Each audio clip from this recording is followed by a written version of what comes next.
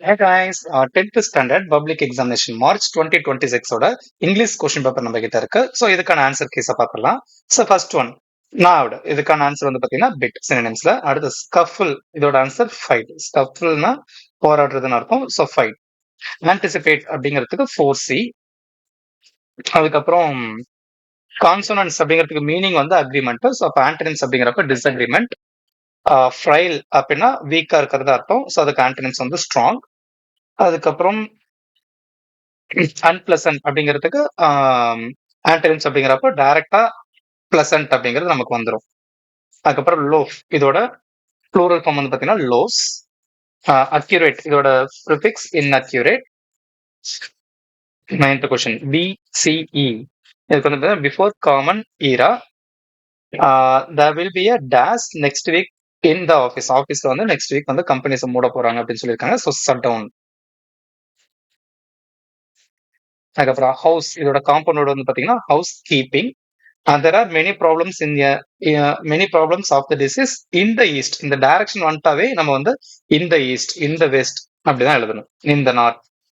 Money days in the school for 5 years. Continuous 5 வருஷமா அவர் வந்து கண்டினியூஸா ஒர்க் பண்ணிட்டு இருக்காங்க அப்படிங்கறதுனால கண்டினியூஸ்னாவே ஐஎன்ஜி வந்துடணும். அப்போ ஹேஸ் பீன் ஒர்க்கிங் அப்படின்னு வந்துடணும். My mother called me days I was playing football while I was playing. நான் விளையாண்டு இருந்தப்போ எங்க அம்மா என்ன கூப்பிட்டாங்க. ஸோ அதனால வைல் அப்படிங்கிறது வரணும். 1 மார்க்ல 14 நிறைய பேர் கரெக்டா எழுதிருப்பீங்கன்னு நினைக்கிறேன். அடுத்து போயம் அப்ரிசியேஷன் கொஸ்டின்ஸ்க்கான ஆன்சர் கொடுத்துருக்கேன் பாருங்க. ஃபர்ஸ்ட் ஒனுக்கு நத்திங் கோஸ் ரைட் கம்ப்ளைனிங். அதுக்கப்புறம் depressing dark filled with sadness. Second போயம்ல ஃபர்ஸ்ட் கொஸ்டின் தியர் அப்படிங்கிறது பீப்புள்ஸ் எப்படி பண்ணணும். அதுக்கப்புறம் அந்த அந்த லைன்ல என்ன சொல்லியிருக்காங்கன்னா hard work and struggle. Third போயம்க்கு வந்து பாத்தீங்கன்னா சிங்கிள் கிரப் ஆஃப் ஃபுட் எதுவுமே அவங்களுக்கு வந்து கிடைக்கல. அதுக்கப்புறம் இந்த பனி வந்து எப்போ வரும்னா வின்டர் சீசன்ல வரும். ஃபோர்த் ஒனுக்கு வந்து பாத்தீங்கன்னா ஃபர்ஸ்ட் கொஸ்டினுக்கு determine and steady life. Not மார்னிங்கிறதுக்கு நீங்க இந்த போயம் லைன் அப்படியே எடுத்து எழுதிக்கலாம். ஓகேங்களா. அதுக்கப்புறம் கிராமர் பார்ட்ஸ் ரொம்ப ஈஸியா இருந்துச்சு. அதுல ஃபர்ஸ்ட் ஒன் பாருங்க. Balu said Asia the largest continent. இது வந்து யூனிவர்சல் ட்ரூத் அப்படிங்கறதுனால நம்ம டென்ஸ் மாத்தவே வேணாம். அதனால Balu said that conjunction that மட்டும் ஆட் பண்ணிட்டு அப்படியே நம்ம எடுத்து எழுதிக்கலாம். அடுத்து the carpenter was driving a car. இது வந்து டிரைவிங் வேர்ப் வந்து ஐஎன்ஜி ஃபார்ம்ல இருக்கு இல்லையா. அப்ப பீயிங் அப்படிங்கிறது நமக்கு வந்துடணும். அப்ப எ கார் ஃபர்ஸ்ட் ஆப்ஜெக்ட் சப்ஜெக்டா மாத்தணும். A car was being driven by subject the carpenter. அதுக்கப்புறம் இதுக்கு டி வந்து கேப்ஸ். அதுக்கப்புறம் அப்பாஸ்டபி கமா சேட் ப்ராஸ்பரோ அவ்வளவுதான் முடிஞ்சு. அடுத்து Raghav was old yet he walked fast. இது வந்து ரெண்டு விதமா எழுதலாம். இன்ஸ்பைட் ஆஃப் யூஸ் பண்ணோம்னா in spite of being old Raghav walked fast இதுவும் எழுதலாம். Despite his old age Raghav walked fast இதுவும் எழுதலாம். ரெண்டுத்துல எது எழுதினாலும் கரெக்ட் தான். Rearrange the words meaningful sentence வந்து பாத்தீங்கன்னா first one woman occupy almost all the major position in society. இதுதான் கரெக்டான சென்டென்ஸ். அதுக்கப்புறம் பிக்கு வந்து பாத்தீங்கன்னா I was delighted to assist them இந்த ஆர்டர்ல எழுதணும். அதுக்கப்புறம் ரோட் மேப்க்கும் நான் வந்து கொடுத்துருக்கேன் பாருங்க. ஒரு 5 ஸ்டெப்ஸா இருக்கும். First start from the bus stop walk straight along Gandhi road. நீங்க வாக் ஸ்ட்ரெயிட் அலாங் காந்தி ரோட்னு எழுதினாலும் சரி. Second step pass the fire station on your right and the theatre on left. Third step வந்து பாத்தீங்கன்னா continue straight until you reach the junction where Gandhi road meets the park road. அதுக்கப்புறம் turn right into the park road. Fifth one பாத்தீங்கன்னா walk is short distance and you will find the hospital on your left side just past the temple. So இந்த மாதிரி எழுதினாலும் சரி நீங்க சிம்பிளா எழுதினாலும் okay correct தான். மற்றபடி கொஸ்டின் ஆன்சர்ஸ் எல்லாமே ஈஸியா இருந்துச்சு. நம்ம சொன்ன மாதிரியே டெக் ப்ளூமஸ் அந்த டெக்னாலஜி வந்து கேட்டாங்க. சன்யால் கொஸ்டின் வந்துருச்சு. ஈஸியான கொஸ்டினா தான் இருந்துச்சு. அதுக்கப்புறம் போயமும் வந்து பாத்தீங்கன்னா சீக்ரெட் ஆஃப் மிஷன் கேட்டாங்க. House on the elm street கேட்டிருக்காங்க. அதுக்கப்புறம் இந்த போயம் பாருங்க. Pick up the rhyming words on the stanza. அதுல வந்து பாத்தீங்கன்னா இயர் டிஸ்அப்பியர் சோல் கோல் இதான் ரைமிங் வேர்ட்ஸ். அப்ப ரைமிங் ஸ்கீம் வந்து பாத்தீங்கன்னா ABBA அப்படிங்கிற ஃபார்மேட்ல இருக்கு. ஃபிகர் ஆஃப் ஸ்பீச் ரெண்டு லைனுக்கும் சேர்த்து கேட்டதுனால நாட் நாட் அப்படின்னு NN ஃபர்ஸ்ட் லெட்டர் ஒரே மாதிரி இருக்கிறதுனால அனஃபோரா சொல்லலாம். கான்சனன்ஸ் நாட் டர்னிங் இந்த வேர்ட்ஸ்னால நாட் மார்னிங் இதனால நம்ம வந்து கான்சனன்ஸ் அப்படின்னு எழுதலாம்.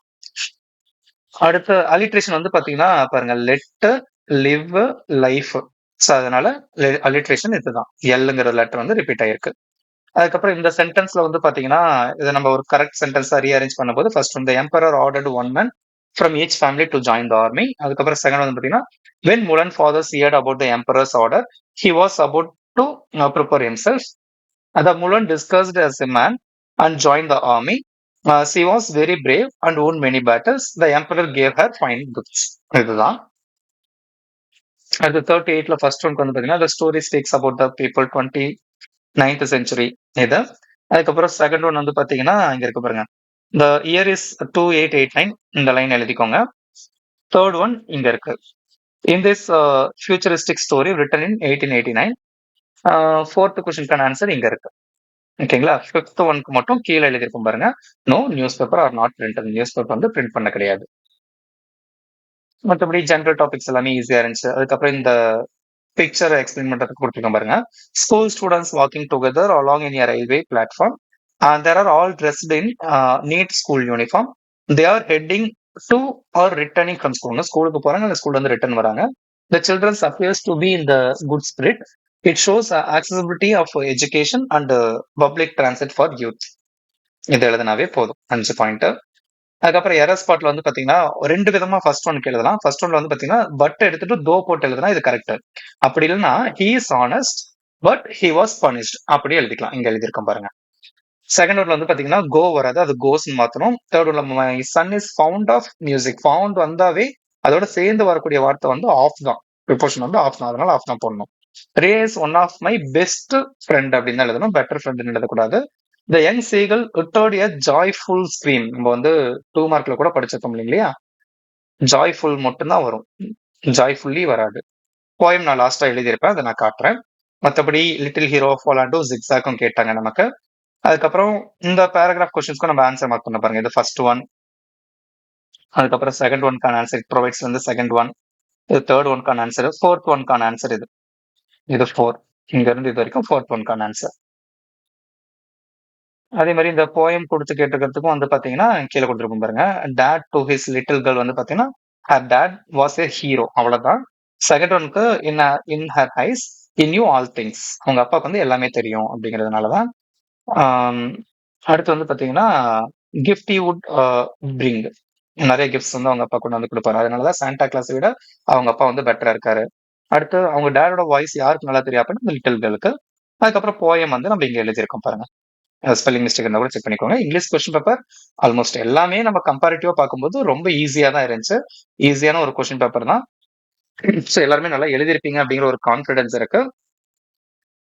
இதே மாதிரி தான் மேக்ஸ் சயின்ஸ் சோசியல் எல்லாமே ஈஸியா வரும். ஸோ இப்போ நீங்க எழுதுறது கரெக்டா எவ்வளவு மார்க் நமக்கு வரும் அப்படிங்கிற செக் பண்றதுக்கோசம் நம்ம ஆன்சர் கீ போட்டிருக்கோம். பிளஸ் அடுத்த வருஷம் ஒரு 10th வரக்கூடிய ஸ்டூடெண்ட்ஸ் வந்து ஆன்சர்ஸ் ஈஸியா இதுல வந்து ஃபைண்ட் அவுட் பண்ணிக்கலாம் அப்படிங்கிறதுக்கோசம் நம்ம ஆன்சர் கீ வந்து போட்டிருக்கோம். இந்த பிடிஎஃப் லிங்க் வந்து நம்மளோட வெப்சைட்ல அப்லோட் பண்ணிடுவோம். அதோட லிங்க் வந்து நான் உங்களுக்கு கொடுத்துருவோம், நீங்க அதுல போய் டவுன்லோட் பண்ணிக்கலாம். ஓகேங்களா? நிறைய பேர் நம்ம சேனல் சப்ஸ்கிரைப் பண்ணாம தான் பார்த்துட்டு இருக்கீங்க. ஸோ மறக்காம சப்ஸ்கிரைப் பண்ணிடுங்க. முடிஞ்ச அளவுக்கு உங்க ஃப்ரெண்ட்ஸ் எல்லாத்துக்குமே ஷேர் பண்ணி அவங்களையுமே சப்ஸ்கிரைப் பண்ண சொல்லிடுங்க. அடுத்த வீடியோல நம்ம பார்க்கலாம்.